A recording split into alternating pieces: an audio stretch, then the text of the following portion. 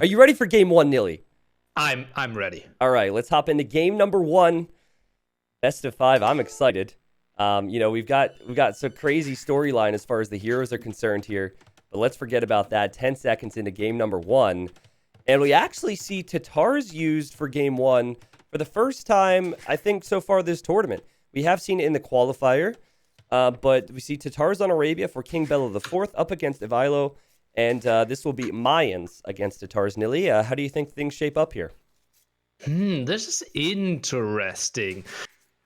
Tatars obviously pretty strong since they get Dump Ring for free early castle age, and you get the better boom, getting the extra sheep. Plus, your sheep have more food in general. So there is a nice timing early castle age, but that's also a timing where Mayans really often have like 20, maybe even 25 crossbows. So not easy to break those. Okay, yeah. Now, I actually had a conversation with Nikov, who probably trains as much as, or more than any other pro in the scene on a consistent basis, and also had to fight through the qualifier to beat Licks in a best of 7 to get here.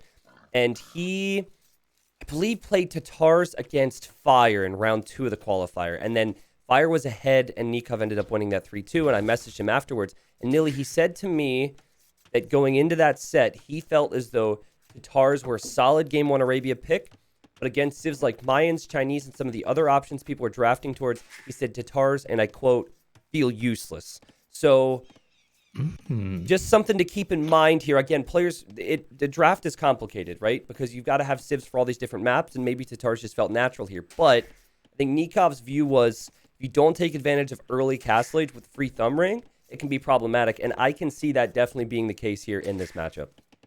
Yeah, well, you also can play Castle Age quite heavily, go for CA, go for some Knights, and then have a really nice Imperial Age if you get to Kashik, which lots of pros still say is way too cheap and generating quite some gold.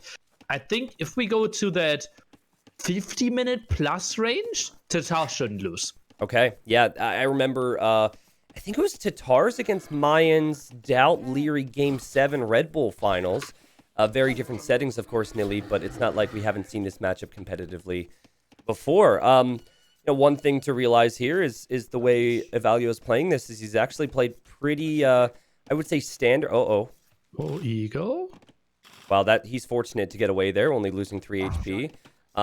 But pretty standard, I'd say, with the opening. Scouting the base instead of sending the Eagle forward real quick to lane. Look at this, though. With the Eagle getting so close to the town center. Oh, you're kidding me. They're going to get shot by the TC, Nilly. One down. What in the world? I was just about to say that Red wasn't being super lamey with the Eagle, and now we have 2 picks gone from King Bela. What a start. I'm no nutritionist, but I think eating the TC there wasn't part of the plan. But, well, still 20 HP, got 1 pick for himself, so that is nice walling of the back base, and Ivaylo gets a nice scout off. Okay, so obviously losing the HP there is not ideal, but you do take 200 food away from Tatars, which I suppose ends up being more because Tatar's sheep last a little bit longer. So that's... I take back what I said. An aggressive start. I think a lot of players would not want to lose the Eagle HP there because that's very important. But overall, I'm just curious to see what the openings will be like. You think this is just inevitably going to go towards archers, Nilly? Just feels so likely, right? Sometimes people mix in some skirms, but then again, Knights are good, Eagles are good against them.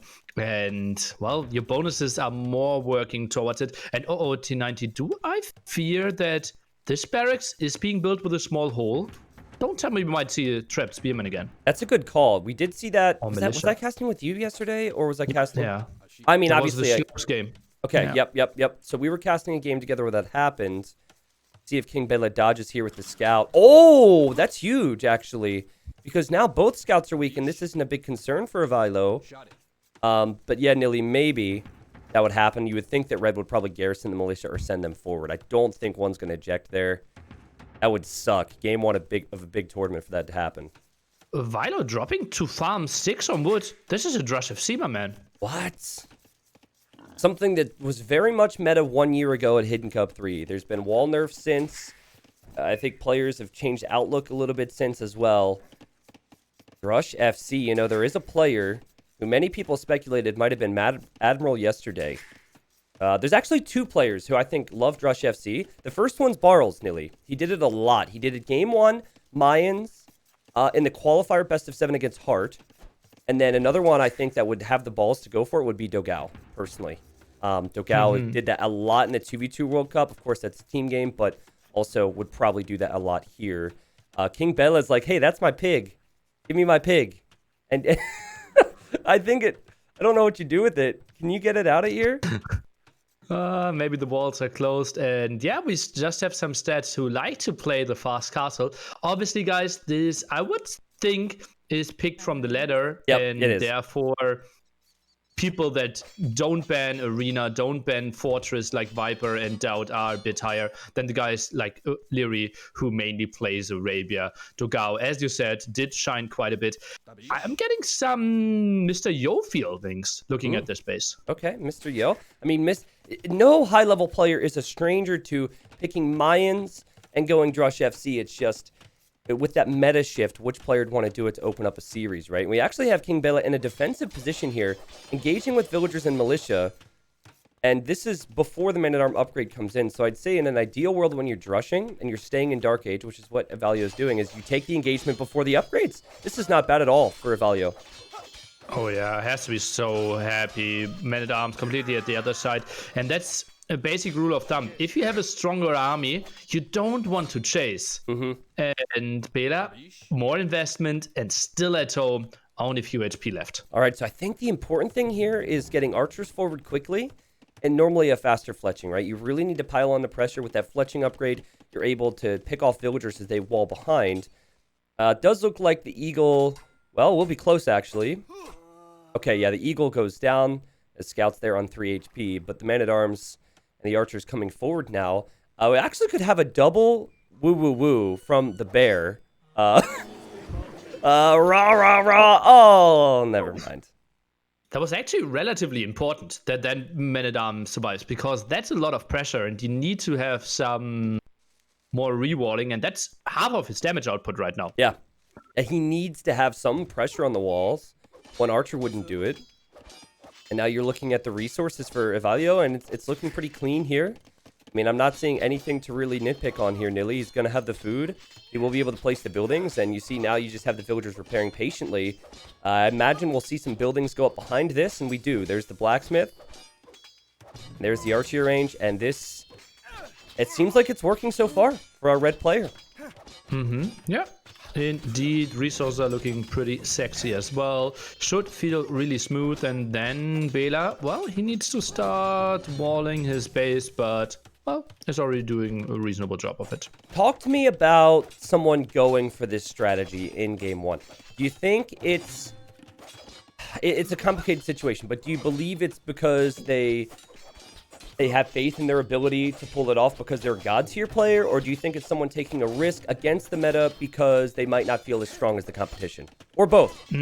I think it might just be adjusting to the map as well, right? Okay, yep. Maybe they wanted to play a normal mains game and then just saw, okay, well, I can wall this one off quite nicely. People that we have repeatedly seen it play is, as I said, Mr. Yo. ACCM would be another person that easily picks mains in game number 1.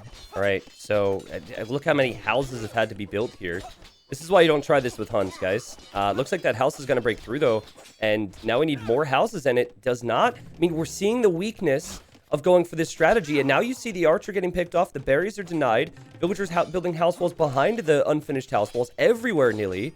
This is Panic City for Ivaylo, and I think King Bela, if he could get another Vil pick or, just pressure more, will be very happy with his damage output. Military count 10-1. More palisade walls, and those aren't pretty either. Another villager goes down. 6-1 KD right now. And how do you really get onto army? He had to invest so much into walls that he didn't even afford a second archery range yet. Exactly. Yeah. And then, you have to talk about the state of the economy with all the idle time. Lots of factors here. And behind this, you have some really good house walling on the left side for King Bela. He also hasn't overinvested in the military. It's just been one archer range, I believe. Yeah, this is sick. And I think we're seeing here why the meta has shifted. I can imagine if you watched Hidden Cup 3, you might be looking at this as a surprise and saying, what in the world, man, things have changed. Oh, Yeah. geez. Well, 250 HP is what we had to work with in the old days with our walls, but now only 150, and we saw how much pressure the men-at-arms did. And still, if you're Ivaylo, do you really want to dance here? Seems like yes. Well, he does have Bodkin Nilly, and he could actually trap this army. So he's just built another house foundation. He's a big fan of houses. He's got Bodkin and crossbow somehow. And this army's kind of trapped in here. I think King Bela just needs to buy time and keep this army alive as long as possible. Yeah, pop 35 out of 80. MBL, not confirmed. You know, the joke has always been made for years that, wow, good micro from Red here. The joke has always been made that you never want to force MBL into making house walls because he's not gonna be housed anymore. But it's funny how this has shifted, and now we're seeing what FC can do. Suddenly crossbows can run across the field, and there's not many of them, Nilly, and there's other things to talk about, but King Bela's gonna have to prep some defense. But look at the shaky eco of Ivaylo. 19 villagers on one wood line there, doesn't even really know where to build his TCs. Now deleting, wanted to build it next to the gold, but thinks, okay, game is going a bit longer. Built it next to the stone, and going to the other side, I think he can't find too much damage. Yeah, and it's an awkward spot, right? Because you know you're going to be behind in numbers, and you know your eco's not great. So I guess the decision-making could be you add a second archer range to get your numbers up, or you can go for what I would consider relatively greedy approach, and you go for the TC to get your Vil numbers up. So he's gone for the Vil numbers, and I can't really say either decision would have been best. It just depends on the situation. Now, I can tell you 3 TCs, this is really greedy. I mean, a third town center, too. That means he's only going to have 1 range crossbow production, and I could see King Bela with huge numbers in the next couple minutes. Yeah, and Bela with a defensive tower basically announcing, I will play 1 TC for quite some time. Not really where Khmer typically shines, but look at that. Oh, God, that was such an important moment there. Ivaylo, what are you doing, man? You're not going to have the numbers. And now I think, Nilly, I'm thinking siege defense over the next couple minutes for Ivaylo. I think he has to get a siege workshop up at some point. And maybe thinking about plumed archers later on. You do see some villagers on stone. Maybe even some towers, but to lose your numbers like that, that's rough to see. Yeah, true. Floating quite some gold. We need to see more farms here. Something like 18 farms feels reasonable for a 3 TC eco. Still 3 on stone, so yeah, I'm getting some plume feeling as well. You know, it's not, all things considered, you go look at overall KD, it's pretty even. The Ivaylo has the Vil lead, and it's 6 military versus 10. Now, granted, Tatars have Thumb Ring for free. That's a little dangerous. But considering King Bela won't be on a second TC for a bit, if King Bela doesn't do damage, Nilly, I could see the eco kicking in for Mayans, the siege maybe being enough for Red for the time being, and then Red having a pretty significant eco lead. Again, if those crossbowmen don't do damage. Yeah, where will we see? Maybe 1-2 picks on the wood line. University will soon have enough gold to, well, indeed, ballistics now coming in. But yeah, Ivaylo, even if he loses like 2-3 villagers, he will be fine. Exactly. Power of Mayans, man. Dave's been saying for years. We'll have Dave here tomorrow and the day after. Mayan privilege. They can get away with a lot, and they always have been able to. And great reaction here. Notices the crossbowman. And this is before ballistics, so the villagers can actually just transfer back over to the starting wood line. And the Mangonel will come over as well. 3 TC against 1 TC will continue, and you will look back at this game and will ask, Bela, did you really need to build that defensive tower that early? Yeah. I do like how Bela played it, though, because I think he's got Vils on stone somewhere. It said he had 1 on stone, but anyways, he has the resources to make a second TC at least. But he just gets rocked by a Mangonel shot there and has to run away. And now it's 53 villagers versus 43. Nilly, this is an extremely greedy approach from Ivaylo, but it is working. Yeah, and as I said, that's Mr. Your-Style University now for you as well. 340 stone. Plumed archers feel really likely. And what's a great answer to plumed archers if you're Tatars? I mean, I suppose you do have high pierce armor hussars later on. So I guess You probably don't think Hussar to counter Plumed Archers, but, the fact that Tatars do get high Pierce Armor units is quite nice later. I think the big issue here is just how the control of the game is going to go, and now you have King Bela with a forward siege workshop.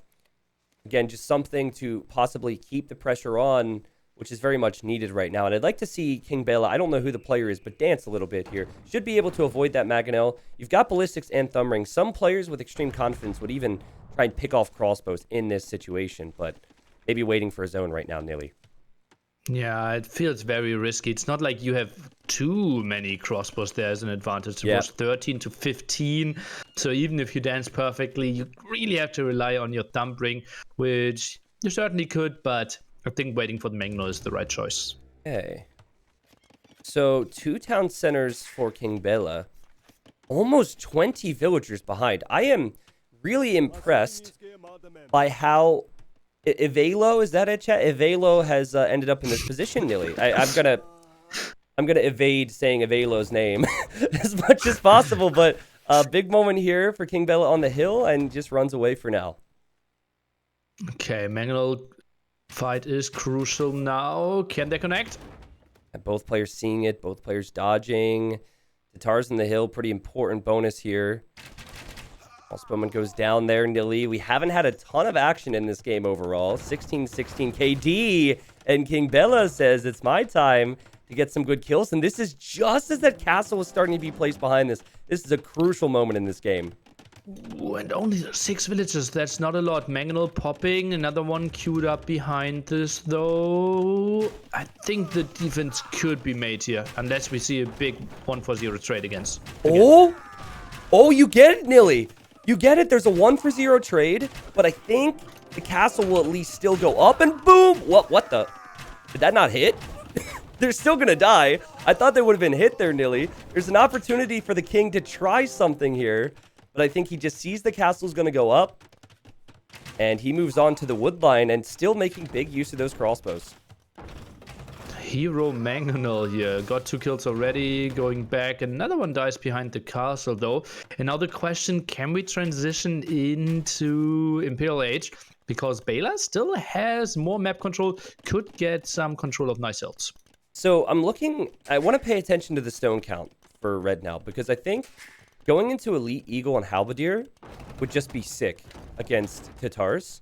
Plumed Archers are great too, but I'm just thinking of Elite Eagles as an option. And if he keeps villagers on stone, which is the case, Nilly, he's probably wanting to stick with Plumed Archers because he'll want more castles. Yeah, feels like it. And fourth TC though. That's something we don't see too often with Mayans, because they work so well with low economy armies as well. That's something that maybe Doubt would do. Bit of a boomer, I don't know. Doubt very experienced with Mayans, but I don't know if that'd be an approach he'd get. And again, King Bela with another uphill Mangonel shot and gets the kill. I mean, give him credit, Nilly. He's really done a good job despite being behind economically. Doubt's rule of thumb for 4th TC most of the time is just build it on the way to Imp. So he clicks Imp, then adds the TC, because he knows, okay, now all my resources are used properly. Yeah, that was the thought that entered my mind as well. I remember that conversation I think he and Viper had in Hamburg at NAC3, Nilly. Okay. I think wasn't that also the event where he refused to make eagles against rats and archers or something like that. I forget. Against Lan on Fortress. That game still hurts. Yeah, well, it's all right. We won't talk about that. And I'm just curious how this transitions from here. It does seem like Ivaylo's got the eco, but King Bela's got the micro. That's for sure, Nilly. The KD doesn't really show it, but I feel like the damage that Blue has had to do to stay in this game has been more difficult. Yeah. And, well, he knows he's already fighting against walls, right? Didn't really have the knowledge on what the opponent was going for because he was playing so defensively in Feudal Age. Had to, and not the Mangonel trade he wanted. Yeah, finally, I guess Red gets one there. That was a big moment, and that pretty much means that these crossbowmen cannot comfortably push an area that is somewhat exposed right now. There's neutral stone there. There's so much on stone for Red, and Red's going to drop another castle, and then another mining camp on that stone. And now you see the Imperial Age on the way, and this is a bit dangerous here. Your King Bela, of course, he won't know, but Mayans and Imp this much faster with this much eco, one of the most dangerous civs in the game. And what is Bela's plan here? Is that Castle Age aggression, or is that trying to go for Imp? because he's getting the defense upgrade for his horses now. Ooh, the Before clicking TC. him? Oh, the TC is going to be denied by 3 plumed archers. That's so sneaky. You know, that right there. Another one that maybe some Mr. Yo vibes. You know, Mr. Yo will realize the situation to boom. Maybe get the plumes over. I think backed as well. ACCM maybe. Just using Maganel and castle defense and sending out counter armies. But hard to say right now. And Nilly, I think maybe he knew he was floating food, so he could go up to Imp anyways after researching that upgrade. And so it looks like he's going to build the castle, try and go Imp, and go Keshix here. And he will face Eagles, because now barracks are being dropped. And that's a bit surprising to me, because we still have 21 villagers on stone. Yeah, I wonder... Like, when I'm in this position, I'm always tempted to sell my stone for gold as Mayans. Because you just need one castle to get conscription in El Dorado. And then you can get so much gold if you sell it. I'm really curious if Red's going to try and make castles all over the map, or if he's going to sell all the stone in the bank. Not unlikely. Well, let's see. Trap war probably not going to happen. Both players far away from each other, and Eagles so good at sniping those. Kasich, how we need them ASAP, and from more than only one castle. Yeah, you're going to need like 3 or 4. I think the castles also need to be in positions that defend your eco from eagle raids. It's not just the fights itself, but it's the raiding. And there those plumed archers get mopped up. The crossbows certainly aren't of any value anymore for Bela, because he'll be up against elite eagles. And a lot of people might think Aztecs, if they're coming back to the game, they probably remember Garland Wars, that Aztec tech for their eagles, and they think that's the strongest because of the attack. But the best eagles in the game are Mayan eagles because of El Dorado. It gives them 100 HP, and that tech is coming in already. Wow, that is so early and so expensive. That really shows you how good of an economy Red set up here. And with the 40s, 126 villages, 6 military. That's cutting so many corners. But Seriously. kind of safe behind the 2 castles. Can you really argue with it when things are looking this good in the stat sheet here, and you can get those upgrades? Look at this. We've got the Eagle and the Maganel running at the same pace. It was a slow-mo run there. It was kind of funny. 2 relics for Ivaylo as well, Nilly, so that's going to help long-term. Yeah, 2 still in the center, up for grabs, or make it even, well, no, still 2. And now the Maganel is getting caught off, but released. Yeah, all right. So I guess... I mean, you got to kill something with these crossbows pretty soon. There we go. You get an eagle. Congratulations. But it looks like these will go down. Good micro. I got to respect it from King Bela. This is clearly a talented player, but he's just been outplayed economically. And here come those eagles, Nilly. Uh-oh. And yeah, we need Kasich masses, upgrades on those 1, 2, 110 HP against 100 eagles that 100 HP eagles that already have +1, +4 on them. Yeah, the stats are just insane on this. And the big thing here is just the control behind it for Ivaylo. You can see it in the score too. Just resources everywhere that Ivaylo is able to collect. Keshik's doing a good job before Elite there, Nilly. So I'm really curious to see if we can see Elite Keshik. It's not too expensive. Like you said, a lot of high-level players have said that they think it's too cheap. But, you know, you've got another castle. 1 villager castle on the left side. Just as casual as can be to protect that neutral gold. And then look at this. You have villagers now on this 3-tile gold. Who is this player? Oh, map control wise, and you see how the castles are built on hills. Feels a bit like the Viper to me. Yeah, a little bit maybe. I mean, we had, according to Twitch chat, we had Viper 2 or 3 times yesterday. Now, I don't know if we can trust everybody out there, no offense. But, you know, that immediately changed. Anytime a poor moment happens, everyone's like, oh, no, it's not the Viper, not the Viper. But the Eagles are in, and Nilly, this is a big moment because it feels like King Bela is already so far behind with resource control, and now to start losing eco makes his chances just go down and down in my eyes. Oh, look at the minimap. So many red dots and blue space. Wow, okay, let's look at this for a moment. Let's just zoom out, analyze the situation. Red sees every neutral stone. Red sees every neutral gold. And even has, like, the stone that he's not mining, already has a mining camp there to send villagers to that stone. And his 4 relics. And got away with extreme greed here. Solid player. Yeah, solid player indeed. Map awareness. Maybe we can look at the player sheets again. Everyone who has the list like shows great map awareness. Well, could be considered here. I'm getting some Viper vibes because he wasn't really contesting this one. This one felt really comfortable. Yeah, a lot of walls were forced, but the moment he had like 3 Botkin crossbows, he didn't lose anything anymore, it felt. Yeah, there were a few moments in this game, and we're going to use Capture H Pro, which you guys can check out if you'd like, to review some of those moments here before we look through the stats. But this was a moment that you're going to look back on and say, maybe people weren't saying the Viper right here. Here we go. So the crossbows go forward, Nilly. Runs into the tower. That's excusable. You didn't know the tower was there. But this one's pretty poor. You sit the crossbow next to the ranges and in range of the town center. That was a sloppy moment where I was thinking that Ivaylo is going to be too greedy and would get punished by an aggressive player in King Bela. Then the other important moment later on was this right here. You know, King Bela pushing up the hill gets a good kill, but it did really feel like at this stage, Ivaylo already had the eco and was comfortable to hide behind those castles, Nilly. So, it's really hard to guess with game one because we have seen so many players be god tier on Arabia, right? Mayans on Arabia is something that's fairly common, but I'm curious to see what the home maps look like next.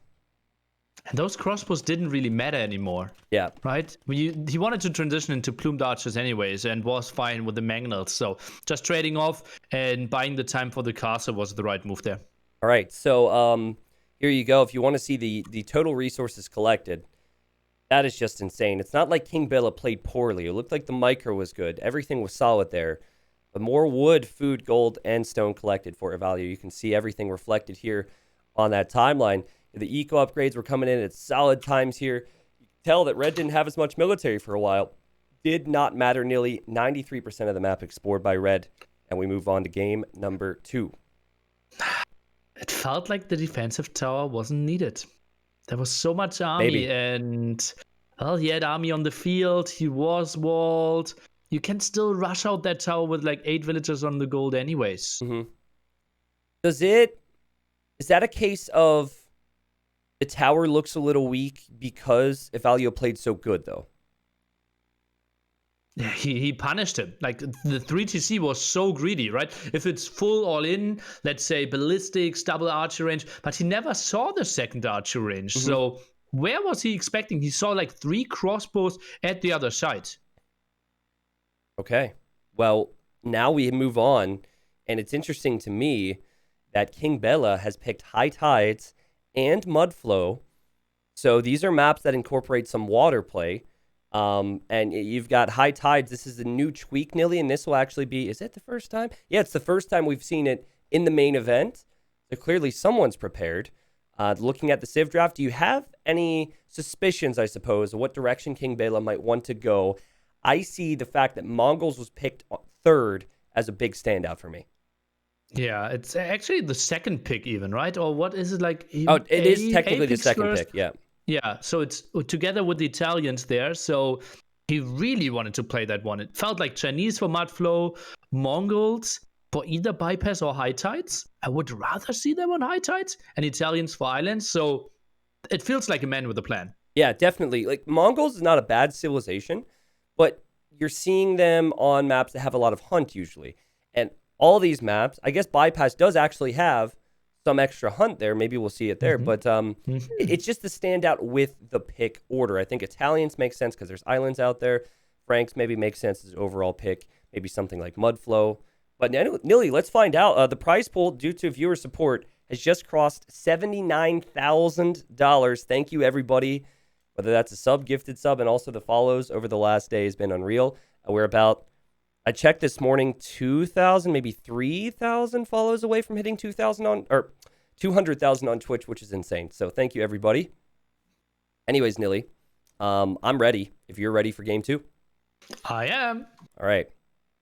It is High Tides, a map that we tweaked because we felt it was maybe a little too one-dimensional after the Hidden Cup 3 version. And here we are, guys. We're 20 seconds in, and Red is looking strong.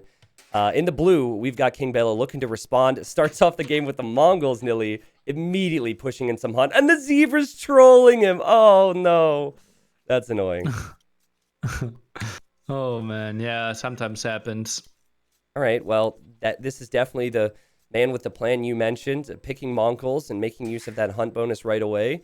I'm going to zoom out here just to show viewers the differences here. So with high tides, water is still very, very important, and there's still an island with gold and a relic in the middle. Now, you cannot TC the relic and gold region, which makes it a little awkward. And there's more land space to expand to. Sometimes you kind of get pushed into a corner on high tide in Hidden Cup 3. Now there's more room to expand to the back. There's more room to expand to the front.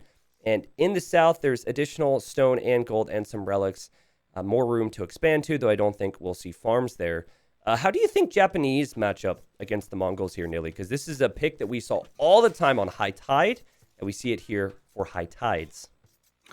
I think Japanese feel really strong in general on this map, simply because they are very reasonable when it comes to water and land play. That's why we so often see them on maps like Cross as well. But you kind of want to have fish, and Mongols are so good at punishing you, and they're so good at going for early aggression. So I think it's easy to be too greedy here as a Japanese player. Okay.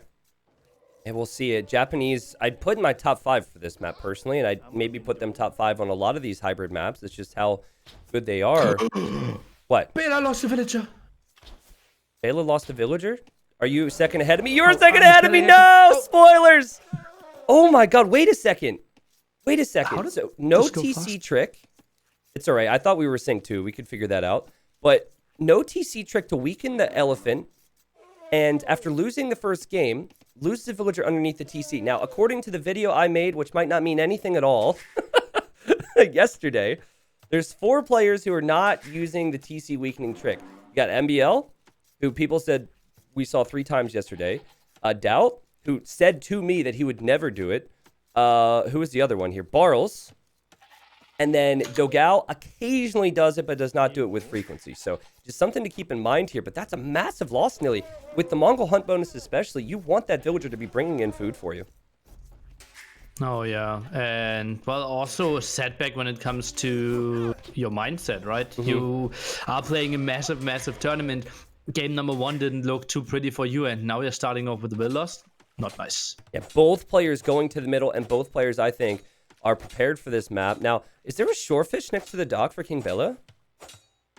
No, it's not. Oh. That's not the best spot then. No, it's not. So the way we've made this is there are some shorefish, but the shorefish are always going to be towards the middle and not towards the sides. And you can drop resources off at your dock with villagers now. So I feel like even a small advantage there for Ivaylo to have that 200 food with the villager and fishing ship out already.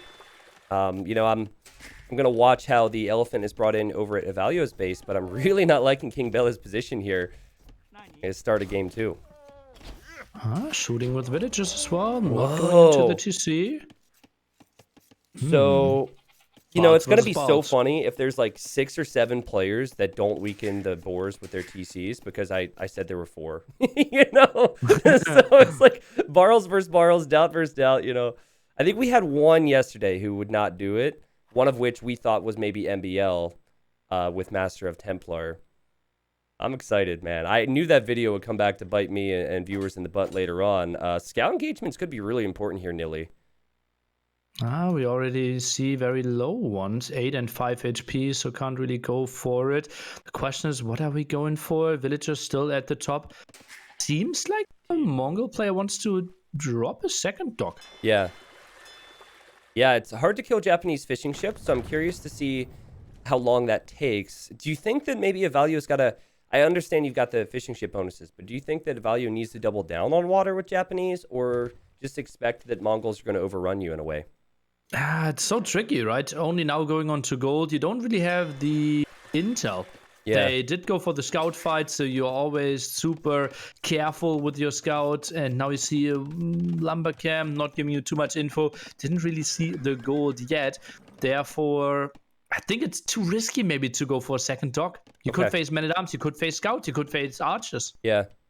It looks like King Bela is scouting the shoreline to see what Ivaylo is doing. Now, in this case, what you don't see would tell you what's happening here. I think if you don't see the second dock from the Japanese player, you got to expect something on land. And now you see the scout doubling back. This is good play from King Bela. And there is a barracks up, Nilly. So suspicions will be confirmed if he scouts the front of Red's base. Japanese men-at-arms deadly. And look at King Bela's response. Immediately walling up this woodline area. This is not something you'll see every game on this map, but this is a really cute way to defend and expose an important resource. And sees the 2 militia. If he was actually looking, now he is for sure. And probably has to run away. Scout doesn't even chase down. Preemptive walls.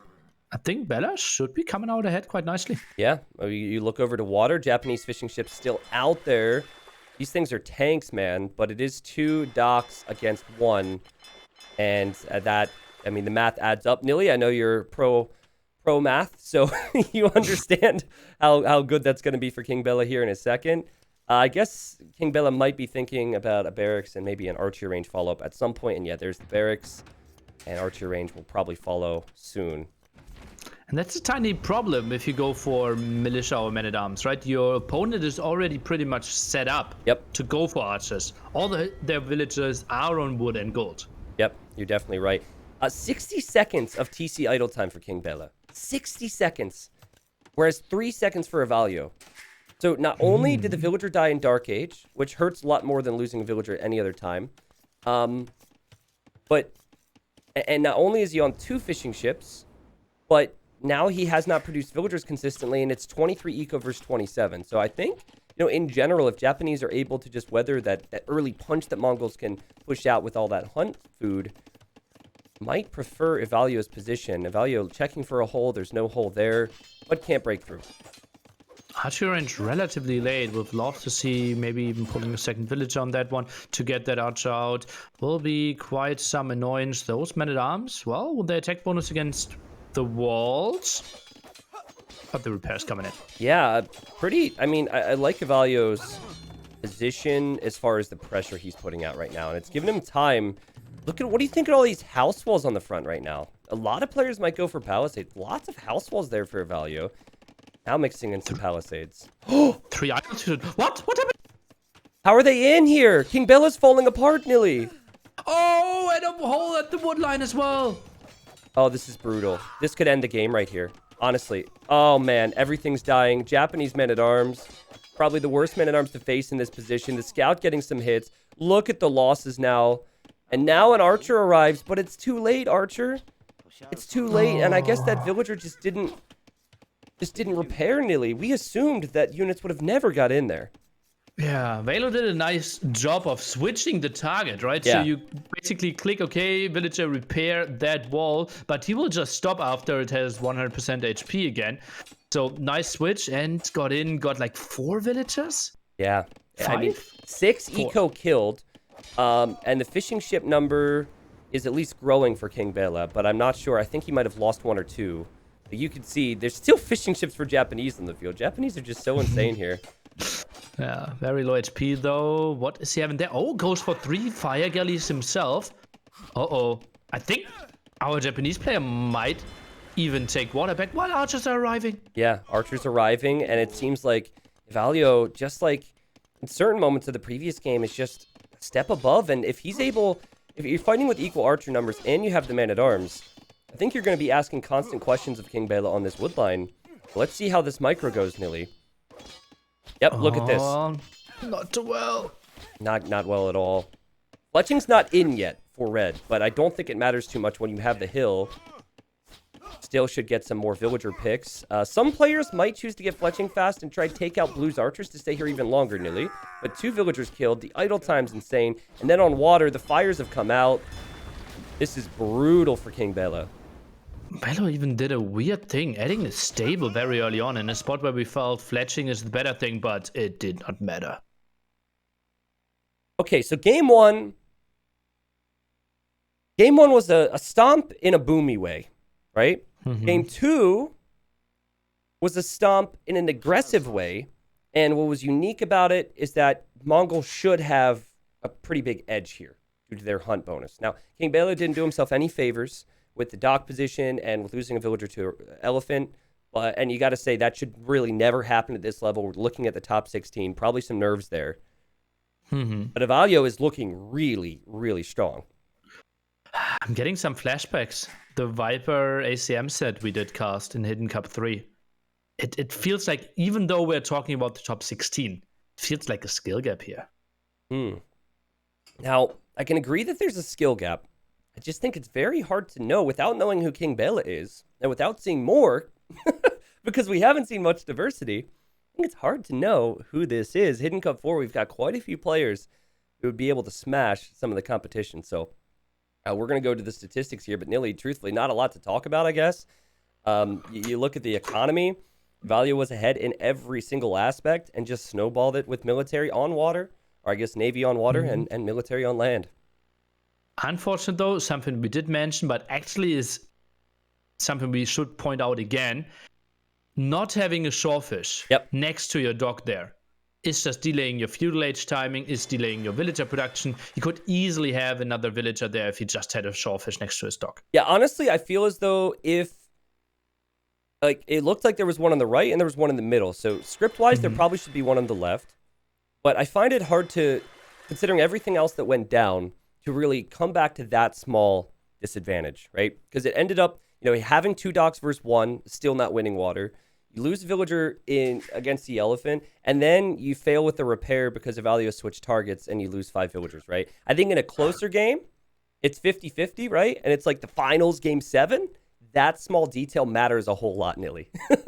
Here, I think there might have been some other aspects that unfortunately ended up hurting King Bela. Yeah, well, you're 3 vills down going into feudal age. That delays your archer range so much. If he gets like 2 skirms out, 2 archers out earlier. Yep. It's interesting what that barracks opening can do, though, right? Because if you commit to the second dock, like King Bela did, you're choosing not to have a barracks. And then to get archers out, you need barracks and archery range and the units themselves, and it takes a lot of time. So walls are really the only defense there. And also Japanese is probably one of the only civs that can do everything at that pace because of how cheap their buildings are. And that, combined with all the other bonuses, makes it so clean, Nilly. So, Ivaylo's looked strong, and we might not have many questions answered about Ivaylo if he continues to keep up this pace, because we have potentially just one more game. Might be the first sweep we've seen in Hidden Cup 4, and King Bela's got Mudflow. You mentioned that Chinese and Khmer, which were both picked on either side for the player drafts, might have been drafted for this map. They were sniped, however. So what direction do you think the players will go for civ-wise for game number 3? I would say Franks feel very natural. Now, probably Malay for bypass, Italians for islands, and leave out Persians. On the other side, it gets a bit more tricky. Probably Turks for bypass, Portuguese for islands, and at least of Lithuanians and Goths. Now, the question is, what do we want to play against Franks? I think Goths are tricky, and you can go for some laming, but Bela, he realized, okay, it seems like I might be the better player here. I think Lithuanians is the safer pick. Okay. Yeah, I'd like to see it too. So at least for because we haven't seen too many games, right? At least for my investigations and just a theory craft for the future, I'd kind of like to see that matchup. And let's go game number 3, shall we, Nilly? Because I just told the civs. And now I'm just like, who would pick this civilization in a draft? And who would actually play the civilization besides Vinchester? We've talked about it for years, and we have Goths against Franks here. Might be a case of a really big name picking this because they realize they're up 2-0 and they want to watch right now and confuse the audience. But Goths on Mudflow, not something we would have expected, Nilly. Oh, well, and now the big question is it just for men-at-arms? Is it for laming? And you can see how the scout is running to the other side. This is... Expect a villager to go to the other side pretty soon. Okay. Now, this is the only map, and let me make sure I'm correct in saying this. I suppose islands, it doesn't matter, but this is the only land map where the boars or rhinos are not always on the backside, simply because there's so much food. I feel as though it might even be a big disadvantage to lose your scout or attempt to take a lame if you want to do it with your scout. So you see Ivaylo passing up opportunities here. There's berries. There's 2 rhinos. There's the fish you start with. Let's see here. Here's the Viper player profile. He's done all right. And you see King Bela going to the middle wood line. And you called it. Villager going forward with the Goths.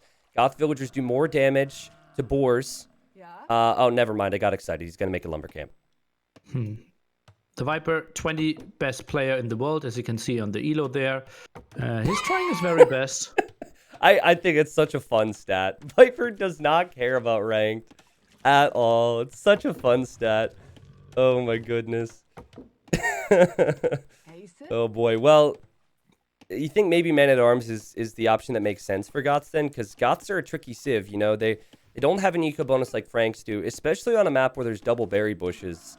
I feel like Goths are going to be at a disadvantage if they're not very aggressive. Well, the instant loom tech gives you another extra villager. So actually you have an extra villager, which is kind of underappreciated.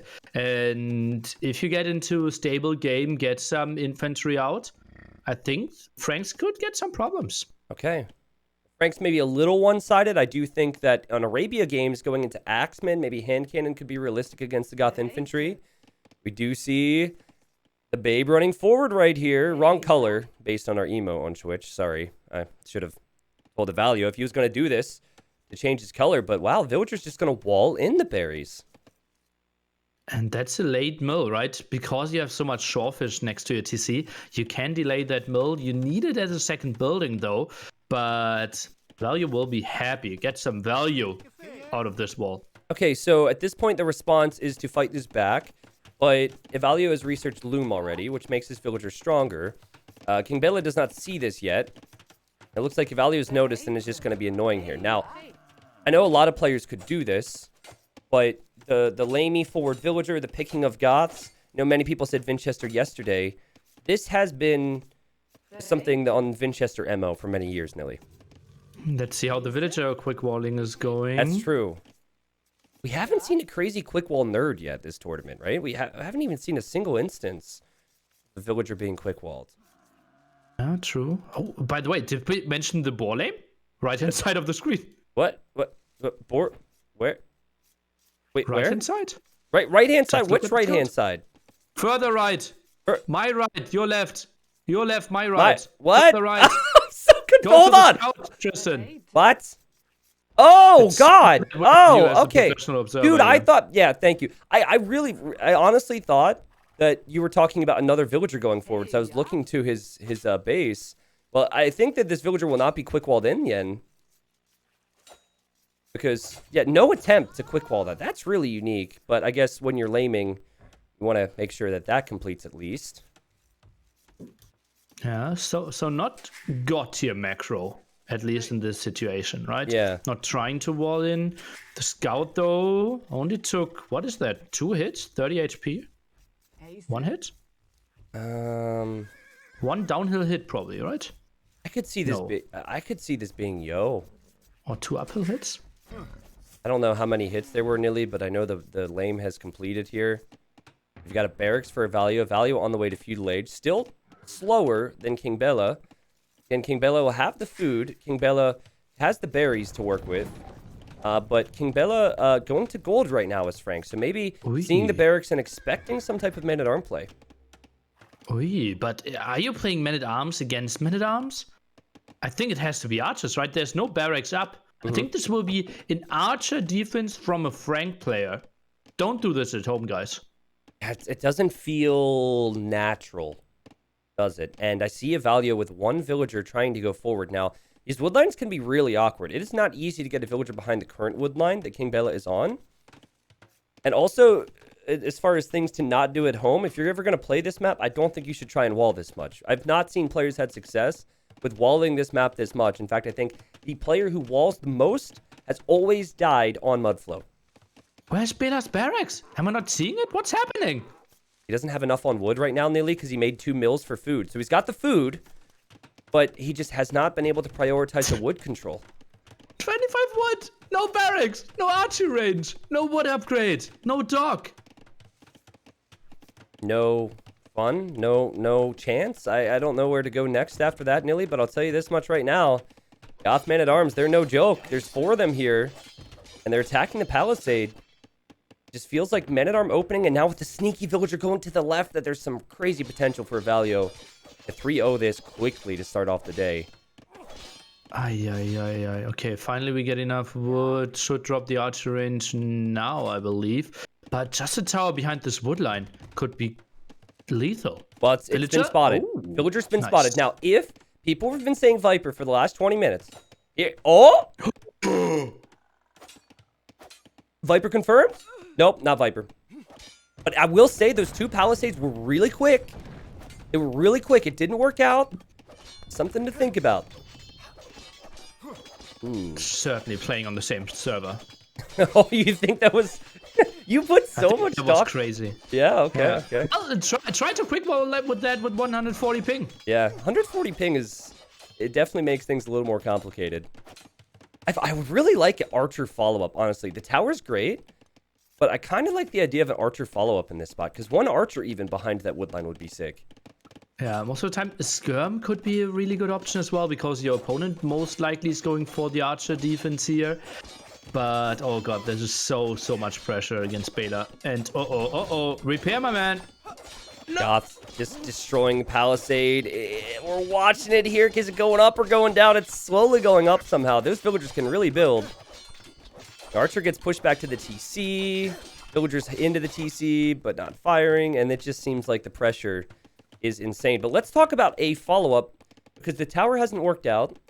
It's just been men-at-arms spearmen. Do you think Ivaylo is thinking about something other than the infantry? Well, he is building a sneaky archer range at the top, which is taking some risk, I have to say. A safe archer range at home could have guaranteed him more of a stable game in the long run. This feels like he feels like really far ahead and knows, okay, if I control that gold, I might win the game. And how unfortunate for King Bela, who has an outpost there, but still cannot see it. Look at that. Look at that. Yep. And now the skirm's going to show up, and he's going to think, where is that coming from? I built an outpost.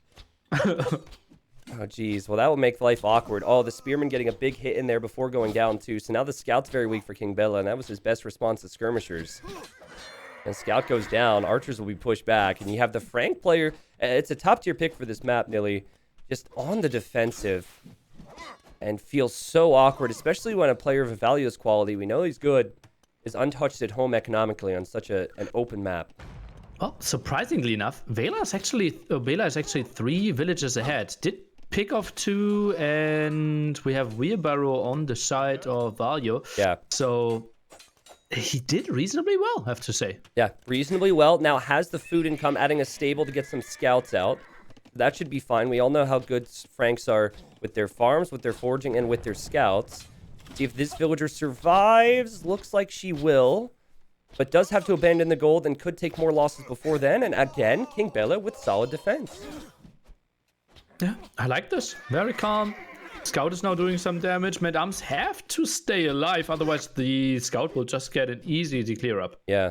Yeah, this is what I've been saying for years about forward archer ranges too. You lose this position, and then your building is useless. It just gets walled in, and then you don't have defense at home. And we are talking about Goths, a civilization that tends to be really strong, as we see a tiger attacking that villager, in late Castle Age, when they get to infantry. Other stages, probably early feudal, which we've already seen, Nilly. So this is where Franks really start to grow strong, and we're seeing it right now. Velo now dropping a defensive tower, goes for a dog. So maybe transition here, but transition... Ah, look at that. Pulls villages away from gold. This will be mass tower defense. I wouldn't be surprised to see like 4 towers in feudal age, some galleys, and then probably drop a castle for households. Okay, yeah, maybe. The defensive approach, water certainly packs a punch. A 1 demo can take out 3 archers. You can't say that about man-at-arm or a skirmisher or a spearman or any other option here. Galley probably the safe play, though, and the galley's there, and here come the archers for King Bela. Now, he's not careful. He could lose them all.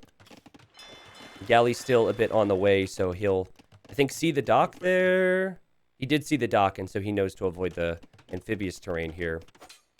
Building getting walled in for Ivaylo as well, so that range is pretty useless, I'd say. And I'd like to see the scouts come over for King Bela. Ah, well, he's trying to find some damage. That tower at the gold should probably not go up. 3 archers here should disrupt that. Yeah, and let's see what the confidence looks like for Ivaylo, whatever. The villagers fought for a second, but realized they need support, and now suddenly doesn't have gold. And then scouts will come over too, so I'm not sure this is going to go up, Nilly. Let's talk about this approach. You think maybe with the way the draft had looked, and maybe with the scoreline being 2-0, that this red player was a bit overconfident going Goths? Or do you think it's a legitimate thing that we'll see more and more of? I think that looked like a plan. Yeah. Yeah. With the militia, or the men-at-arm opening, with the laming, or tower. Yeah, I'm looking at a lot of different areas right now. You've got that one galley that's actually on the wood line for King Bela, and that's a big concern because King Bela does not have wood in the middle if he doesn't get water control. So he's waiting for the fire galley, and that should be good. But the food count's certainly looking good for both of them. The tower's not up everywhere for Ivaylo, but we'll get tower up on berries now as Goths. Interesting. Ivaylo, another tower, still not on gold though, so that could be a bit problematic for him in the long run. Not sure how he tries to get that. This is just, it's partially due to the fact we just have not seen this map a lot, Nilly. But it's such a unique game we've had here. We've seen the lame, so King Bela has gone through a lot. Both mentally, because laming can be tough there. Oh god, the scout's going down now. But in terms of the losses early, I think the Castle Age time will be better for our king. Kings have always done semi-decent in hidden cups. They've always been pretty good players, so I kind of want the king to put up a fight here. What's the follow-up? If we think we're playing against Huskarls, shouldn't we go on stone if we are Franks now to get some Axemen out? I personally like the approach of going for knights. Let's go knights first, and then, okay, here you see the stone mining, so you called it Nilly, but keep in mind that you're going to need some defensive castles and a switch later on, because knights have speed, so you can at least damage the enemy. If you just go defensive axemen, you can't counterattack at all. So I like the idea, because I still feel like the economy is better for Franks to use some knights and then eventual axemen. That would be sick to see. Well, feels like stone walls in the center will buy some time. But where's the next TC as well for Bela? If we try to imagine the game in like 5 minutes or something, yeah, he needs some water presence. I think some players have had different approaches here. Some players go for double docks. Maybe on the right side where that lumber camp is, it's 4 villagers. You normally use 4 to build the TC, so maybe that's the spot. Even without axemen, I think having cheap castles would be great for Franks. I wanted to ask you, though, before we see, will be crossbow for Ivaylo? Okay. I wanted to ask you, just real quick, why you think this map, of all the new maps, has been chosen so frequently for home maps. Because it's actually been the most frequent pick, and it's also probably the most unique in terms of how the game plays out. You see a mix of everything, and the meta is not established at all. You already answered your own question. Yeah, okay. It is simply because there is no meta. So preparation wins you games here. If you come up with a good strategy, it looks so good. And Tristan, you have to track that demo at the woodline. Demo, which woodline, Nilly? Oh, there it is. I see it. Yep. Bayo.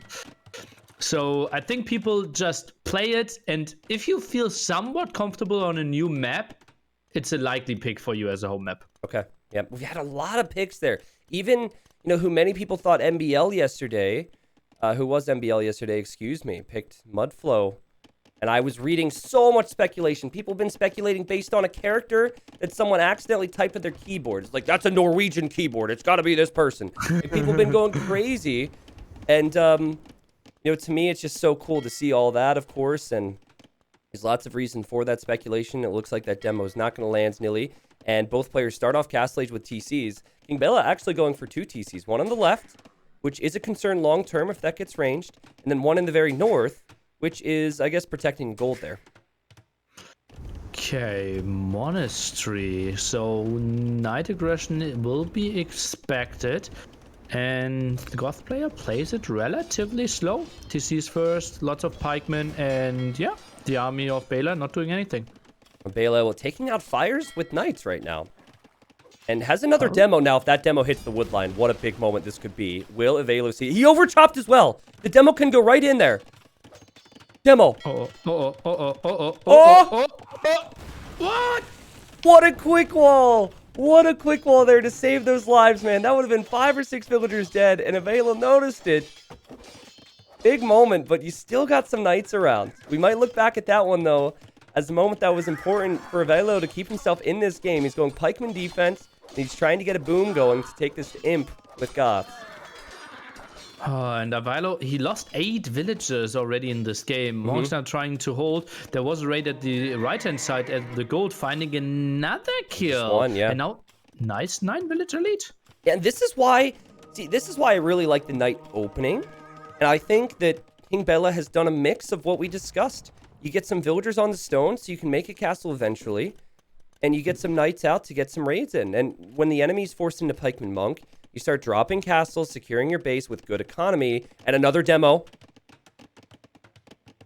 I don't think this demo is going to land just yet, Nilly. But yeah, I mean, you could even consider dropping a castle behind that wood line pretty soon. More galleys being added now. Monk in the center. Oh, that's not the first time we've seen this, man. There's been more monks dying to demos in Hidden Gulf 4 than any other tournament I've seen. I think it's 3 times over the last 32 hours as the knights hit the farm area in the back, but great reaction from Ivaylo just to hop into that tower. Does lose a villager, so it's still just not ideal, Nilly. Yeah, but Ray's at 3 different angles right now, right? Right-hand side stopped by the pikeman, though, at the bottom reaction. So Ivaylo is doing a good job of defending it, but Bela is making him work for it. Yeah, seriously, I'm so torn on who the players are right now, because I feel like, you know, we had victories yesterday where, as we see, these knights go down. All right, good defense there. We had victories yesterday where it was hard to say who was who, because we felt like maybe the person that lost wasn't the strongest player in the tournament, but I just have this feeling, despite the scoreline, that King Bela is probably a pretty big name here, Nilly. Yeah, I can't rule it out either. Unfortunate games there to start it off for sure. I'm getting some less vibes, maybe? Okay. Getting some unfortunate openings, but actually rock solid.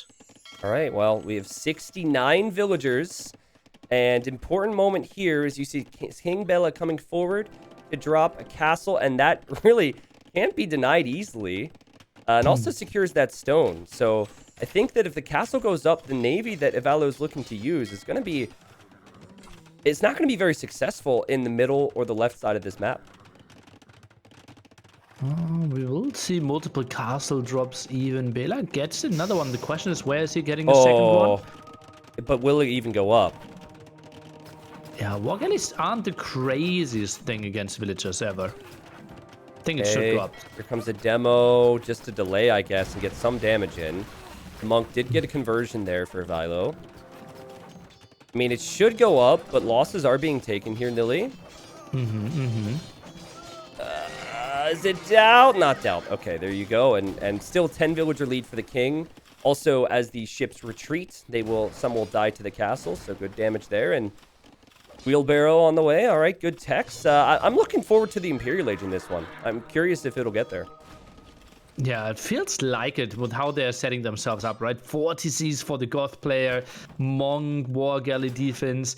Feels like he wants to play the long game, but as we mentioned earlier, X-Men could be a great option. Maybe we could even see Cavaliers Paladins. Yeah. I mean, the Knights are working well if they can outrun. And the Goth player has not been able to pressure at all. He's actually attacking an outpost, so I'm sorry I'm wrong. He's attacking an outpost right now, but that's not considerable amount of damage here. Do you think wood control is going to be the most important thing here, or maybe gold control, because gold is on the outer ring? There is not that much gold, and I think Goth can work with very little gold. Franks need way more gold. Luckily, both civilizations don't have to rely on wood. I think I will give you a third option. I think it will be the raids, and whoever keeps the best food eco up. Okay. There's food, which might rely on wood in a sense, and Ivaylo got some kills there on that wood line. Now, stone could also be important. Goths need at least one castle to unlock their strength. Franks, of course, need castles to protect the base, but also make the axemen. And you see his second castle in the middle now for the king, who really has just been relying on demos on water. He's seeing more and more demos now, but not any fire ships.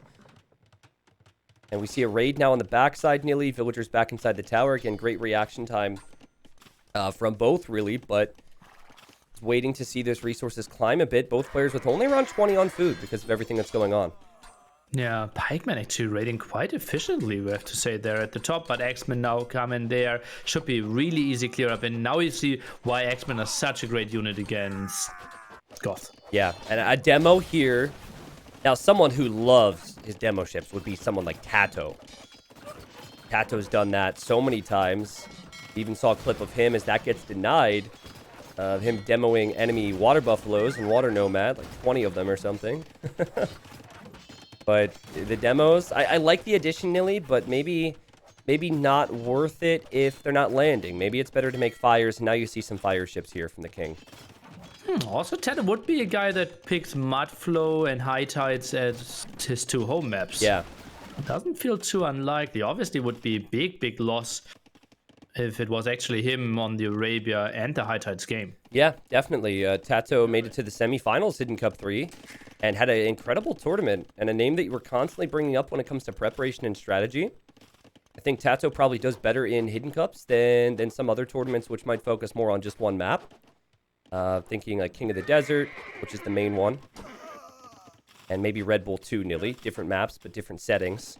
And another castle here. And now this would be huge. Right behind that wood line where there's 20-some villagers. Where's Ivaylo getting wood then?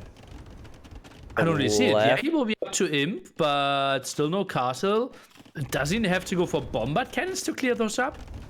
Probably, and he cannot mine stone right now because he doesn't have control of any of it in the middle, Nilly.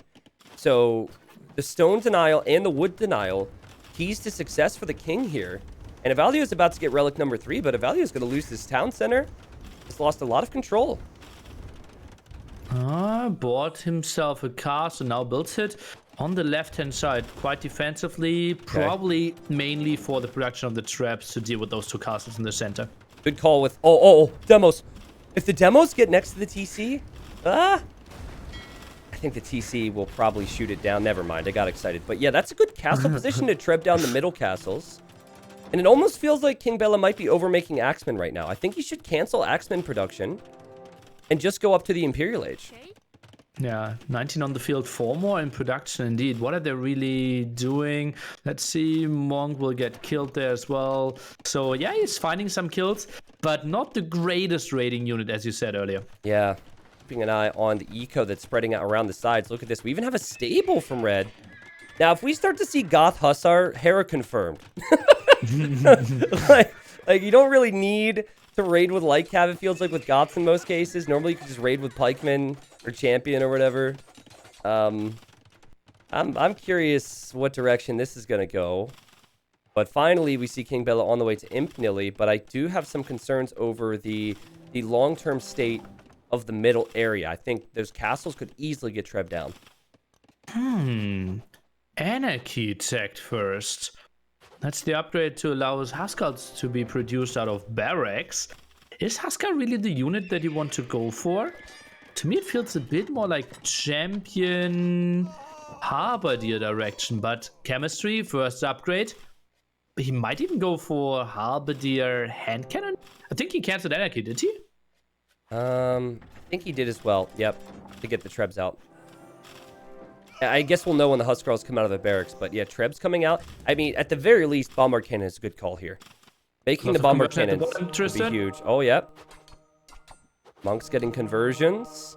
And again, I'm impressed with Ivaylo's ability to use the Goths up against Franks like this and just keep this competitive and just react every time that there seems to be some type of a problem. And look at the barracks on the left side now, Nilly. Oh, this is like something that's so sneaky, and this is giving me some Viper Shadow Fields now. Because Yeah. this is so common in deathmatch games as well. Yep. To just have Goth Wars, those sneaky barracks, and Huskar protection is starting. And if you don't have enough X-Men, your TCs aren't really dealing with those Huskar raids. Yeah, now, defensive castle is in a perfect spot for the king, who will see his first Huskarl here in a second. So I guess Anarchy did complete. Huskarls are not really the ideal unit to fight Axemen straight up, but with all the farms being exposed, I could see those Huskarls doing damage. And this is as Siege is starting to push the castles in the middle. King Bela must be really overwhelmed now, and if we get more barracks on the right side, which we're actually seeing, so much of this economy is exposed and will go down to Huskarl rates. Let's see. Oh. That could be an ugly one, but big raid at the right-hand side. Yeah, big raid indeed. And I actually really like going into Knights now because Knights are faster and they can deal with the Huskarls better than the Axemen can. And Ivaylo doesn't have any defense for this. Goths cannot defend against Knights and Axemen. It's just not in the cards for them. Yeah, would be a weird composition indeed. As we mentioned, maybe Harbor the hand cannoneer, but so tough to micro, so tough to mass up, and not really how you want to typically play Goth. Yeah, look at this. King Bela time and time again is like, what? He's here too? How is he on this gold too? He's everywhere. And if you don't react to one of these raids, Nilly, 2 minutes later, you could be down 20 villagers. Oh yeah, so easily. Look at the mini-map. They're fighting at like 8 different spots right now. Yeah, it is a deathmatch game. It's a deathmatch game at this point, it feels like. And we've got trebuchets from both in the middle, but look at that. It looks like these castles are going to fall for blue. This TC could fall for red, but I don't like this fight. I think the TC is doing enough damage. The TC has fletching.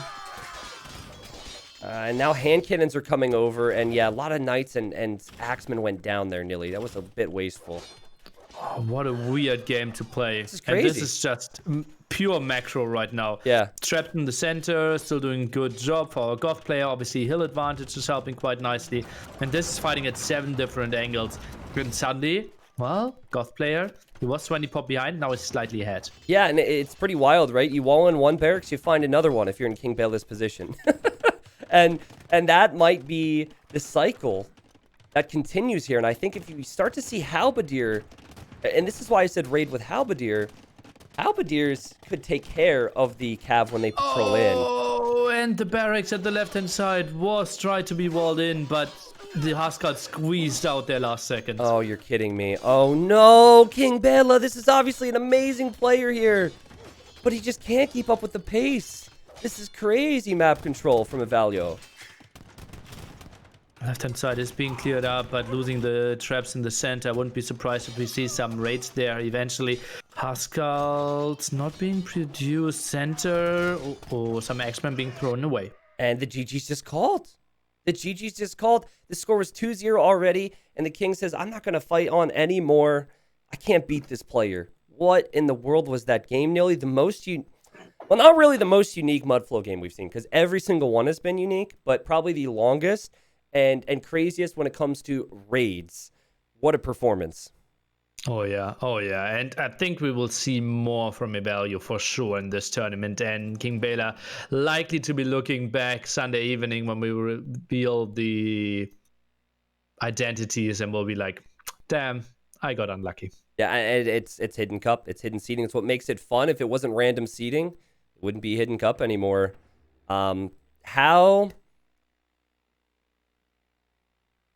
If you were to give, if you were to put Ivaylo in a spot, right? Let's say top 5, top 10, or top 15, or I guess 16. Where would you rank him? Just based on what you saw here. I would think top 4 on Okay. those maps. Yeah. Okay, It felt crazy to me. Okay, and in your top 4, you have Viper, in no particular order, of course. Viper, Leary, Hera, and Yo. I would have added, I get so many Shadow fields here as well. That Yeah, I would same. have put Shadow in there. We could say top 5 to include Mr. Yo, but except game 1, it didn't really feel like Mr. Yo. Okay, so that's what Nilly has to say about that. And King Bela, you thinking just a slight step above that, like possibly someone in that top 8 that made it without having to qualify, or possibly someone who did well in the qualifier? Maybe someone with nerfs. Game number 1 wanted to play super safe. some misjudgment there. This game looked solid as well. It just got smothered in the end. It's trickier for me. I would probably rule out a top 8 player. Okay, so someone who qualified. I'm going for lesser balls here. It's funny, sometimes, Velez. I refuse to think it's Velez because Velez. Okay. I mean, he's such a good comeback player, and he showed that in the qualifier. He falls behind and he gets it together. And so I'm not sure about that one, but I'm with you, Nilly. Certainly just not up to par against a player of Ivaylo's caliber. And let's just review this game slightly here. We're going to go back to a moment that I felt like was pretty key. Granted, there were various moments throughout today. And Capture H Pro is going to take us back to this. And this is the key moment of the game. The quick wall from Ivaylo. But Nilly, I think that really what that did for me is just, it was one of the many small details that Ivaylo picked up on that showed his caliber. Would you agree? Yeah, that's a quick wall, like something you don't really look at, and suddenly he looks there, he checks it, gets the quick wall in, and the ball earlier while trying to lay macro and map awareness absolutely on point. Sure. Yeah, and you can see that reflected here. The wood control, which is rather funny because King Bela had so many castles in the middle. Wood control was huge. 19,000 wood collected on that map for Ivaylo. Was behind in food, was behind in gold, even behind in stone. Did not matter. If Goths get to certain points in the game, they can destroy, and I think Ivaylo had the perfect strategy to try and go for the sneaky barracks. And Dave, in Twitch chat, we even have him on the screen here, says Vivi versus Yo. Okay, Dave, all right. Dave will be here over the weekend. We'll be able to talk about that one. Well, did game 1 feel like Vivi, though, on Arabia? Is Vivi a Tatar player? I will allow Yo for Ivaylo, but is High Tides and Mudflow? I like how you said allow. I'll allow it. I'll let him speak his mind. You know what, Nilly? I want to hear what viewers have to say about this one, right?